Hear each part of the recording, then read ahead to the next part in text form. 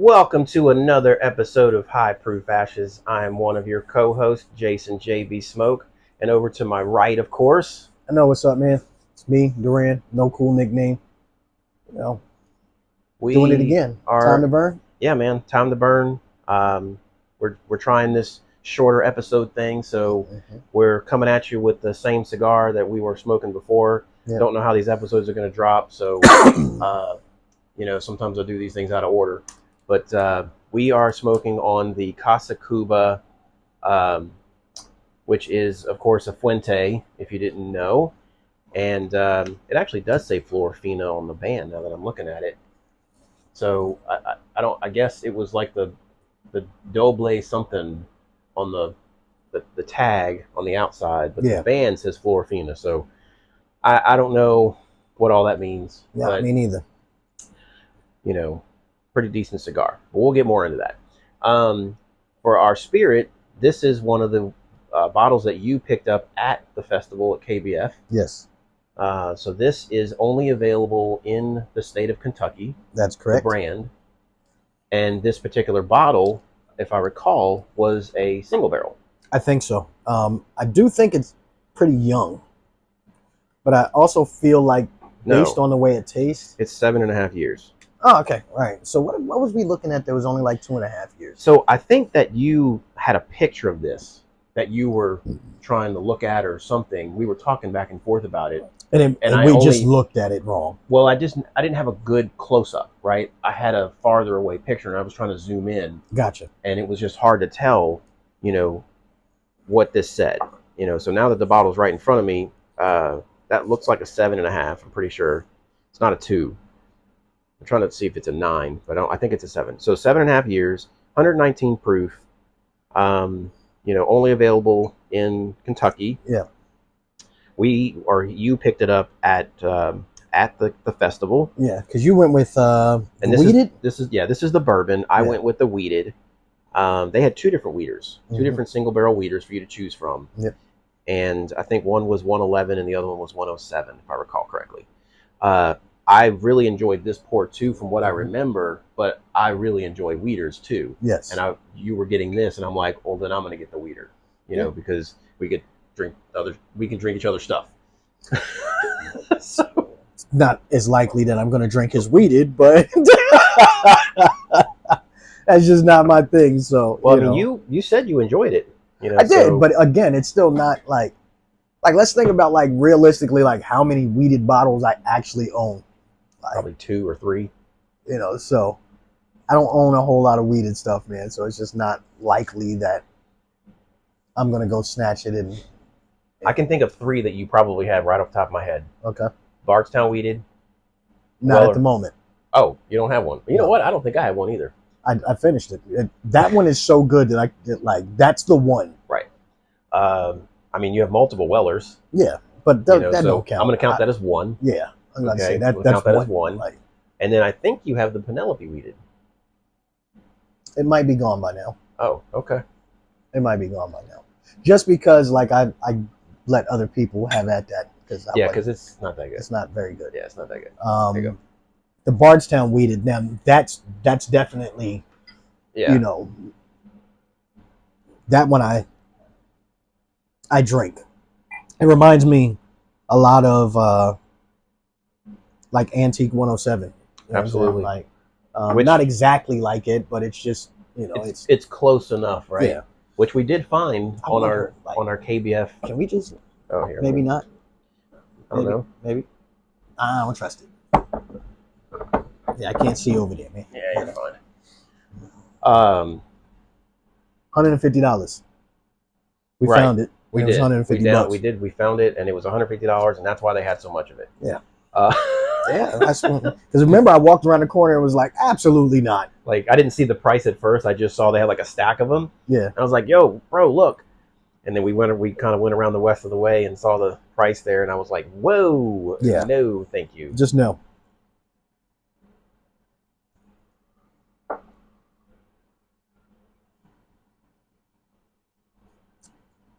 That's a very good pour.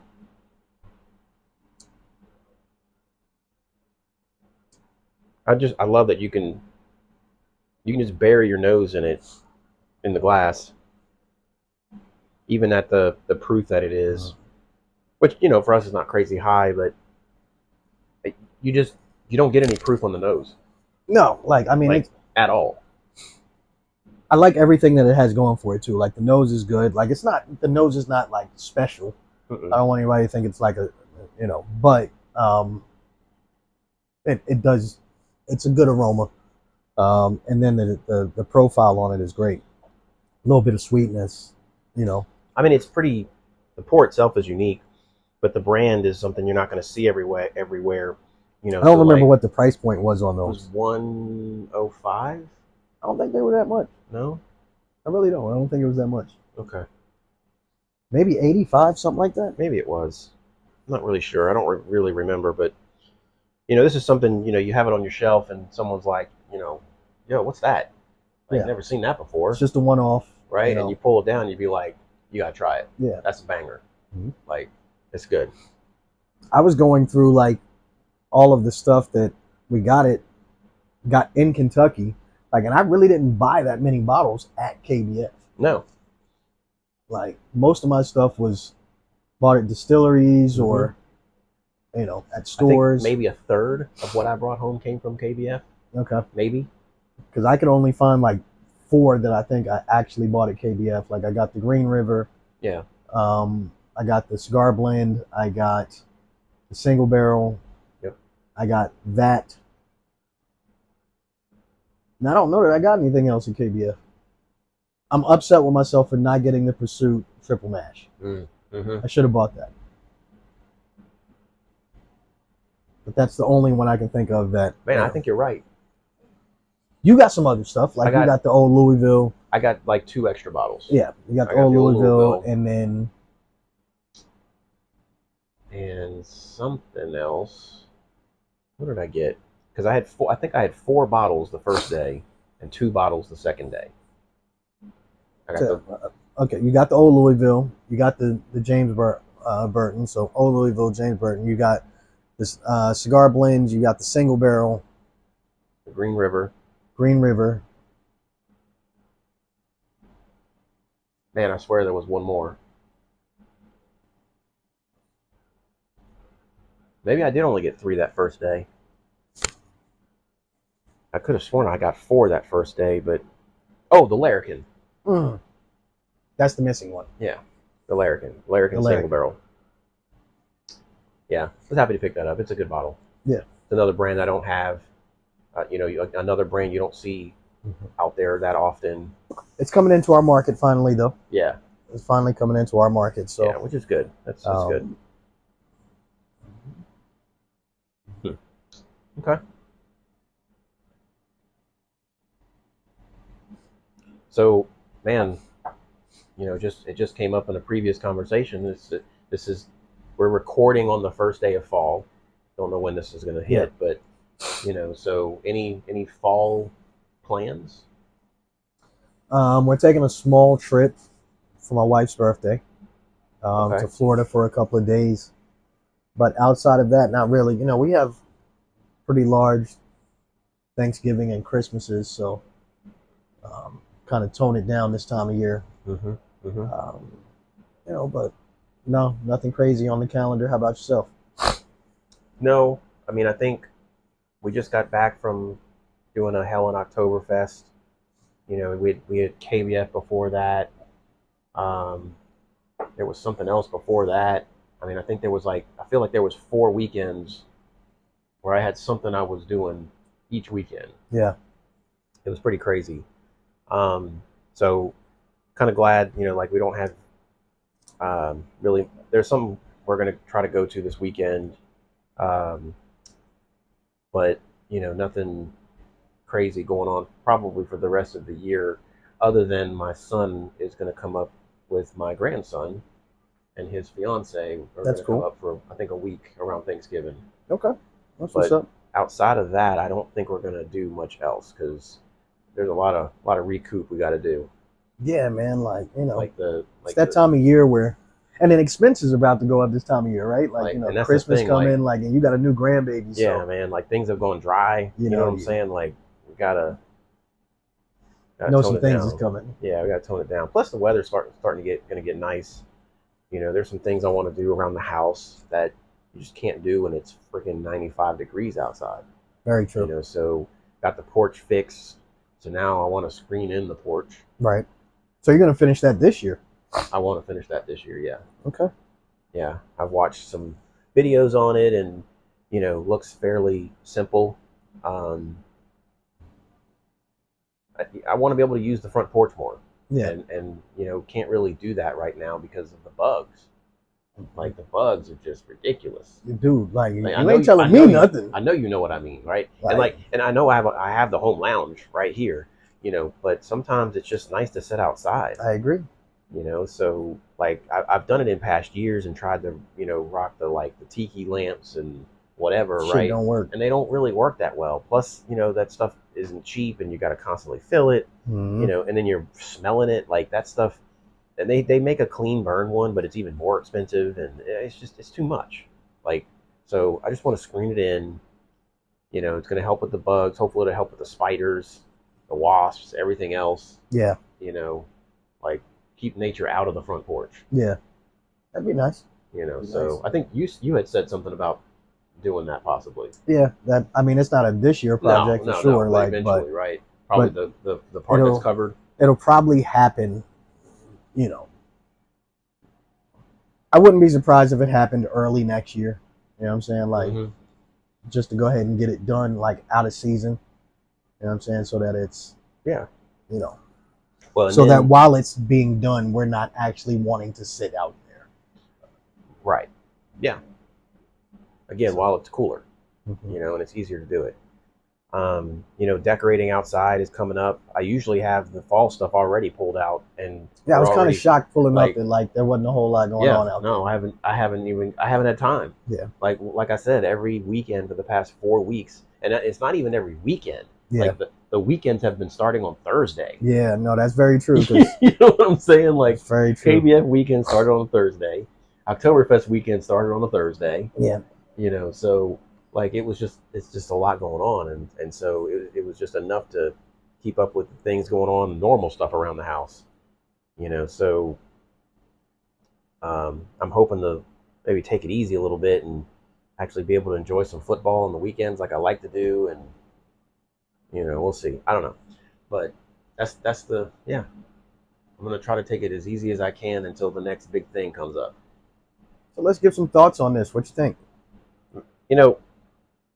I'm trying to remember the weeder, not so much in comparison, but just because it's the same distillery, and it's a wheated bourbon, right? So it's like a 40% weeder or something like that. So it's probably a similar mash build, other than it's just more wheat, right? And it's interesting to me how different they are. The weeder is sweeter. Mm-hmm. It's even though this is pretty sweet. This is pretty sweet, but the weeder is even sweeter. Yes. But it also doesn't give you a lot of the barrel characteristics that this is giving you. More char, more caramel, more vanilla. Yeah.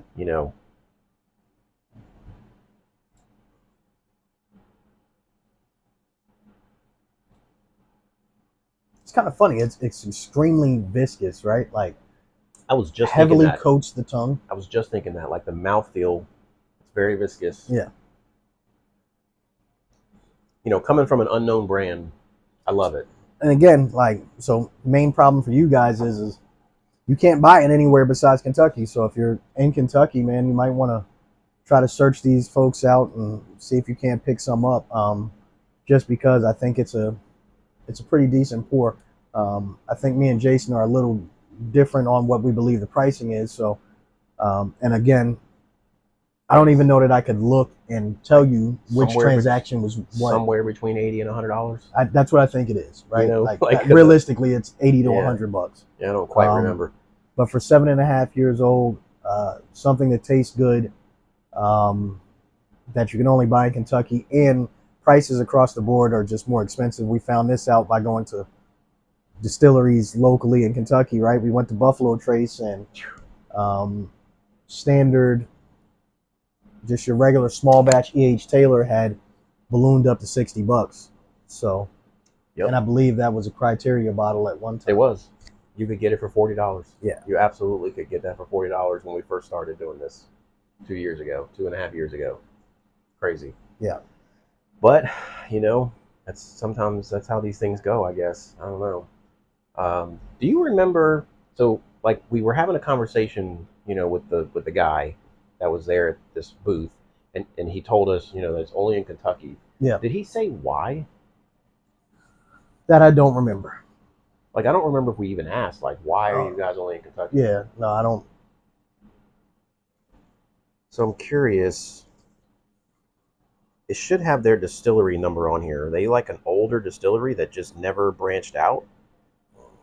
Because, like, when we went to KBF, we got tickets to the little museum that they have there, and they had a bunch of old dusties. Yes. Like, lots of stuff we'd heard of, but a lot of stuff we'd never heard of.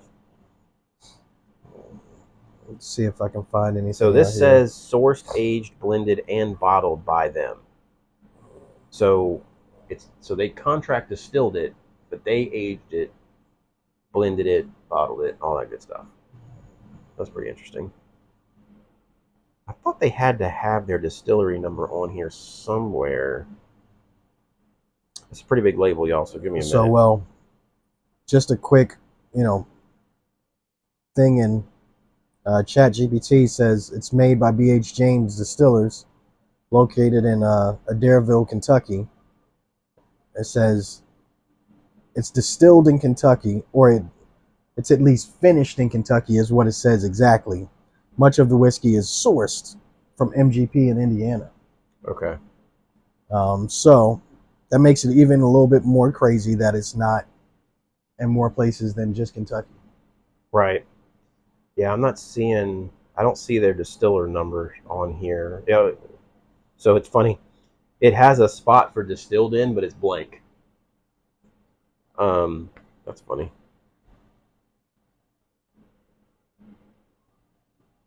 Well, I mean, listen, if you guys know a little bit more about these guys, put it in the chat. Let us know. Yeah, because unfortunately, I don't remember exactly the whole background story on it. But it was a decent enough bottle that made me, after I had tasted multiple things that day, it was decent enough to make me want to pick it up. Yeah, I mean, it came to the front of the list. Yeah. As soon as you taste it, you're like, oh, this is pretty good. How much is this? Whatever it was. And I think that was part of the problem with a lot of stuff that we tasted, though, right? Like, we tasted a lot of really great stuff. It was just a problem of, like, it was really expensive. Like, really expensive. Well, it didn't match the price point. Yeah. Right? How good it was didn't match the price point that they had put on it is the problem. If you're gonna put $150 price point on it, it needs to be 10 plus years aged. You know what I'm saying? Like, there needs to be something special about it. It can't just be some, no age statement. I mean, I think that used to be the way of the past. I don't know if that's exactly what it is now, right? Like, yeah, you might be right, man. You might be right. With these how expensive things are getting now, craft like distilleries. I feel like a lot of these companies are buying barrels that have been sold, resold, and resold so many times that by the time they get it, it's just really cost prohibitive, and they have to put that $150 price on it to make money. That could be it. You know what I'm saying? Like, they're not a Jim Beam and a Wild Turkey and a Buff Trace where they have this cheap product. I'm saying cheap, just the cost. Our cost is cheap in comparison to a lot of other brands that they just mass produce, and they have 100 warehouses out there, aging this stuff, and so they can sell it for $20 a bottle. Yeah. These kind of guys, they don't have that. They're not going to be able to do that. I agree. So, well, lock in your final thoughts, man. We're pretty close to time.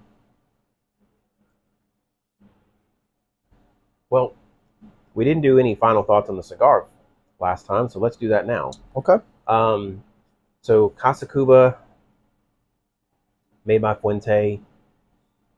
We haven't done this in over 2 years, something like 2.5 years. Yep. I've had a handful of these since then. Obviously, I have a box, but I mean, I just think this is a really good like solid core cigar, right? I don't think this thing's gonna blow you away, but it's a good cigar. Yeah. And I think that this ran about $16. So not crazy expensive. They're just not easy to find. Yeah. They're just not easy to find. But I mean, I don't know, probably medium, maybe the high end of medium. No, it's definitely medium. Like it's just like it's medium, center medium. medium. Yeah, it's Like, medium, it is medium. medium. Yeah, I was kind of teetering between the two. But I mean, it's a really good cigar. Great cigar for anyone really, wherever you are in your journey. I think it's just a matter of where you put it in your night. You don't want to put this at the end of your night if you're a seasoned. Yeah. Because you're probably not going to taste it. I don't think it would hold well up, after say a couple Maduros or something even higher proof than this. If you're drinking something 120 proof, like if you have something super flavored, I don't think you need something that's a little bit more subtle. Yeah, probably to go with this. A little less nuanced. That's where I'm at with the cigar. On the pour, I mean, I think we've said everything that we need to say on the pour. I mean, I think it's a great pour. Wish the brand was in more than Kentucky because would probably buy more of it if they did.